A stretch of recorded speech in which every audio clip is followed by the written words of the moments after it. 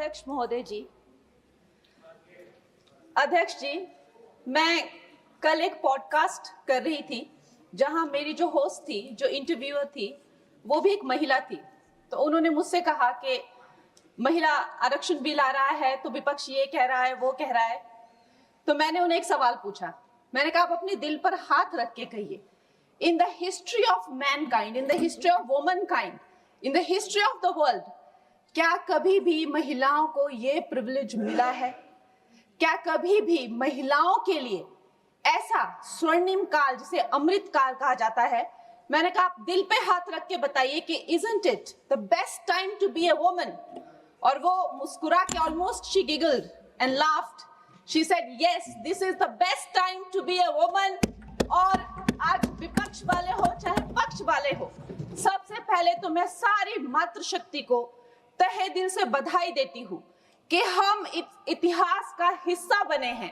जो आज तक महिलाओं की एक इमेज रही है, सब महिलाओं ने बात रखी अपनी, चाहे हम लोग आज भी हर दिन पेपर में पढ़ते हैं बेटियों को जहर देके मार दिया गया, चाहे हम हर एक महिला के दिल में एक दर्द है अध्यक्ष महोदय। और आज प्रधानमंत्री जी नरेंद्र मोदी जी के नेतृत्व में जो एनडीए की सरकार ने किया है, मुझे हमारी एक बहुत ही चर्चित फिल्म है, फिल्म इंडस्ट्री की, दिलवाले दुल्हनिया ले जाएंगे, उसमें एक डायलॉग है कि जा सिमरन तू जी ले अपनी जिंदगी।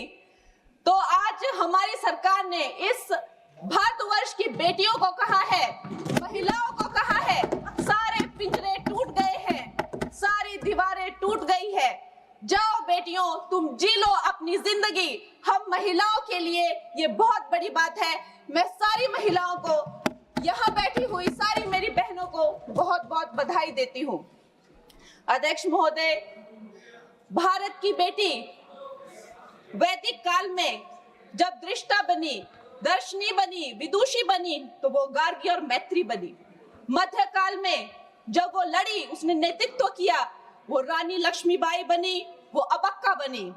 अध्यात्म में जब भारत की बेटी ने परचम उठाया, परचम पाया, तो वो मीराबाई बनी, अक्का महादेवी बनी। आज भी हमारे भारत की बेटियां जो है हर क्षेत्र में, चाहे वो डिफेंस हो, चाहे वो स्पोर्ट्स हो, फिल्म इंडस्ट्री हो, चाहे वो मंगल मिशन हो, कोई भी ऐसा क्षेत्र नहीं है जिसमें वो भारत का नाम ऊंचा नहीं कर रही हो। लेकिन ये जो राजनीति का एक क्षेत्र है, वही एकमात्र ऐसा क्षेत्र है अध्यक्ष महोदय जी, जहां पर हमारा देश पूरे विश्व के साथ कदम से कदम मिलाकर नहीं चल पा रहा है। मैं हिमाचल प्रदेश का उदाहरण देती हूँ। हमारे पास 68 एमएलएज हैं, लेकिन सिर्फ एक महिला एमएलए है, सिर्फ एक। लेकिन बाकी देश भी इसी तरह की जो है, चाहे 8%, 9% का वुमेन इंक्लूजन, अरे मेरे को प्लीज वुमेन्स बिल पे बोलने दीजिए ना। तो अभी पूरे देश की जो असेंबली का है, यही रेट चल रहा है। और ये जो दर है, इसकी जो औसताना दर है, वो 9% to 8% है। लोकसभा में जबकि हमें 13% तक पहुंचे हैं, लेकिन ये वैश्विक दर दूर दूर तक कहीं वो वैश्विक दर के नजदीक नहीं है। लेकिन आज जब ये महान उत्सव हमारी जिंदगियों में आया है, तो प्रधानमंत्री जी का एक शब्द मुझे याद आता है कि पेट में चूहे दौड़ना। कांग्रेस के पेट में जब भी कुछ अच्छा होने लगता है तो चूहे इनके दौड़ने लगते हैं, और वैसे ही चूहे दौड़ने शुरू हो गए हैं। अभी प्रियंका गांधी जी कह रही है कि संविधान ही बदल देंगे, यहाँ पे जो है डेमोक्रेसी ही खत्म कर देंगे, कुछ भी करने को जाते हैं तो डेमोक्रेसी खत्म कर देंगे। आप थोड़ा भी अगर कॉमन सेंस यूज करें कि जो लोकप्रिय नेता है, जो डेमोक्रेटिकली इलेक्टेड नेता है प्रधानमंत्री जी, जिन्हें डेमोक्रेसी ने उनकी पार्टी को लाया है, वो उस डेमोक्रेसी को क्यों खत्म करेंगे? वो थोड़ा ना कोई इंदिरा गांधी जी की तरह उनसे कोई कुर्सी ले रहा है तो उनको कुर्सी पे हक जमा के रखना है, तो वो डेमोक्रेसी खत्म करनी ही पड़ेगी। ऐसी तो कोई स्थिति है ही नहीं। तो जैसे प्रधानमंत्री जी ने कहा कि अगर किसी के लिए डेमोक्रेसी वर्क करती है तो वो मेरे लिए ही सबसे ज्यादा वर्क करती है, तो इतना तो कॉमन सेंस होना चाहिए। जब देखो लोगों को बहलाना फुसलाना, जब देखो जो है वो झूठी बातें चलाना, और अब एक नई बात सीखी है, डिलिमिटेशन जो है। चलो वुमेन्स बिल, उनमें हिम्मत नहीं है बोलने की, डिलिमिटेशन में लफड़ा है, इसको हम लोग नहीं आने देंगे। अरे प्रियंका गांधी जी, जब लास्ट टाइम डिलिमिटेशन तो कोई बीजेपी का तो कोई प्रोसीजर है नहीं, एक ये संवैधानिक ये एक प्रोसीजर है, हर 11-11 साल में होता था। 51 में हुआ, 61 में हुआ, 71 में हुआ। 71 में जब हुई डिलिमिटेशन तो 61 करोड़ जो है वो भारतीय थे। उस टाइम पे जो 543 जो लगभग सीटें थी, आज भारतीयों की संख्या 140 हो गई है। क्या उनका समीकरण है? क्या उसमें से SC ST उनको उनका हक नहीं मिलेगा? SC ST में भी 1/3 हक महिलाओं, उनकी क्या संख्या है, उनकी क्या सीट आएगी? ये सारी कैलकुलेशन किस तरह से आप रिजर्वेशन देंगे? 140 करोड़ जो अब महिलाएं हैं तो they should not be accounted for.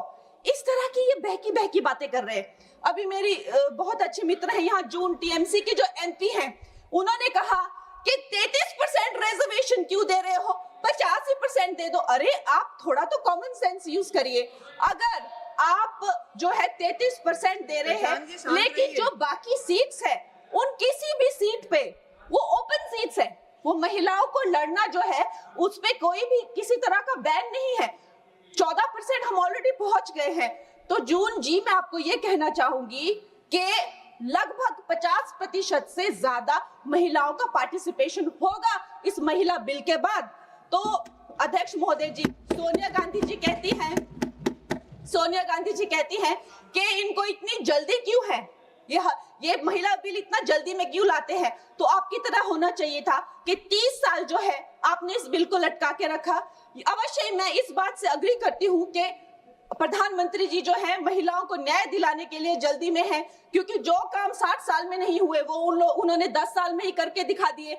चाहे वो करोड़ों मकान पक्के किए हो, चाहे वो गैस सिलेंडर दिए हो, चाहे वो महिला को डिफेंस में लाना हो, चाहे वो गर्भवती महिलाओं को 12 वीक से लेकर 26 वीक की हॉलीडे हो, न जाने कितनी योजना, लखपति दीदी, ड्रोन दीदी, सेल्फ हेल्प ग्रुप्स, अगर मैं बोलने लगूं तो यहाँ बहुत वक्त चला जाए। लेकिन एक बात पक्की है कि वो एक जल्दी में है, महिलाओं को न्याय दिलाने की जल्दी। और ये जल्दी अब की नहीं है, ये जल्दी जब से वो हेड ऑफ गवर्नेंस बने हैं तब से है। गुजरात में भी बाकी स्टेट्स की तरह गुजरात जब वो चीफ मिनिस्टर बने तो एक फीमेल फिटिसाइड का जो एक प्रैक्टिस थी उसकी चपट में था। उस टाइम उन्होंने, देखिए रूल हर जगह होते हैं, लेकिन एक लीडर की संवेदनशीलता देखिए, वहां पे उन्होंने एक जन जन को नुक्कड़ नाटक करने के लिए, जहां पे एक भ्रूण जो है वो माता से बात करता है कि माँ मैं जीना चाहती हूँ, कि माँ मैं आपकी तरह बनना चाहती हूँ, मैं भी कुछ अच्छा करूंगी, उससे करके लोगों में जो संवेदनशीलता आई, जो आत्मीयता आई, जो एक गर्ल चाइल्ड के लिए उनके मन में एक भाव उठा,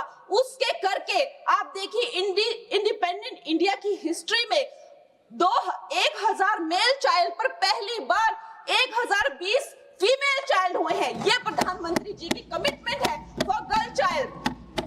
लेकिन इन लोगों को जो है इस बात का दुख होता है। अध्यक्ष महोदय जी, मैं आपसे ज्यादा अध्यक्ष महोदय जी, मैं ये बात आपके संज्ञान में लाना चाहती हूँ कि एक तरफ तो प्रधानमंत्री जी की नीति है और दूसरी तरफ जो है वो है कांग्रेस के लोग, विपक्ष के लोग आप कह लीजिए। MLA फूल सिंह जी ने इसी जनवरी में कहा कि अगर महिलाएं आकर्षक होंगी तो रेप तो होंगे ही। सोचिए, ये इनकी मानसिकता है। TMC के MP तपस पाल ने कहा, I will let loose my men to rape your women। ये इनकी मानसिकता है महिलाओं के लिए। मुलायम सिंह यादव जी ने कहा था, आज धर्मेंद्र यादव जी कह रहे थे ना कि हम फेमिनिस्ट हैं, उन्होंने कहा था कि अगर ये बिल आएगा तो सिर्फ जो अर्बन महिलाएं हैं वही पार्लियामेंट में आएगी और उसके करके जो है सीटियां और तालियां बजाने की जैसे जो है पुरुष काम करेंगे, उनको कौन संभालेगा? ऐसी इनकी मानसिकता है बेटियों के लिए। अध्यक्ष महोदय जी, जब मुझे टिकट 2024 में जब मुझे टिकट मिला था तो मेरा एक फोटो लगाकर उसके नीचे कांग्रेस के प्रवक्ता ने लिखा था कि मंडी में क्या भाव चल रहा है।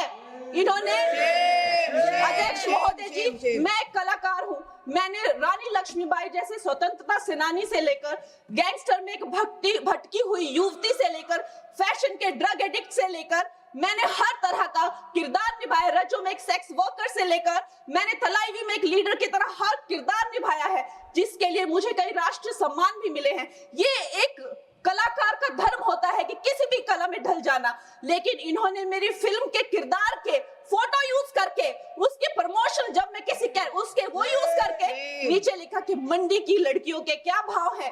अध्यक्ष महोदय जी ये भूल गए कि ये वो मंडी नहीं जो आपको फिल्मों में दिखाई थी, एक मंडी जो फ्लैश मार्केट को लेकर एक फिल्म बनी थी मंडी, लेकिन ये भूल गए ये वो मंडी है जहां मांडव ऋषि ने तपस्या की थी। मांडव ऋषि के नाम पर मंडी का नाम पड़ा है अध्यक्ष महोदय, और उसे छोटी काशी भी कहा जाता है। ये कांग्रेस की जो नीच सोच है उसको मंडी के लोगों ने, मंडी की बहन बेटियों ने जो है तब तमाचा मारा जब इसके रिजल्ट आए और दिखाया कि ये भारत की भूमि है, यहाँ बेटियों का अपमान करना जो है किसी पाप से भी बढ़कर है।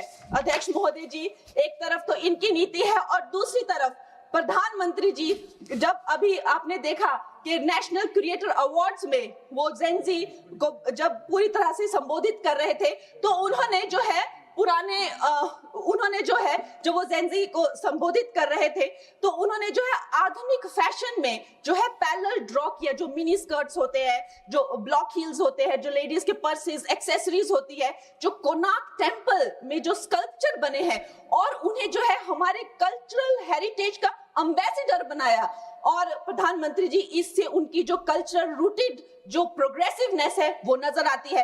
आज भारत की बेटी ये मानती है कि प्रधानमंत्री जी से बड़ा कोई भी फेमिनिस्ट नहीं है। He is the only flag bearer of feminism। और ये भारत की बेटियां जो है सदा उनकी आभारी रहेगी, जो उन्होंने भारत की महिला शक्ति में, मातृशक्ति में विश्वास दिखाया है, उसके लिए हम सदा आभारी रहेंगे। मैं अपनी पार्टी को बधाई देती हूँ और साथ ही सब महिलाओं को धन्यवाद।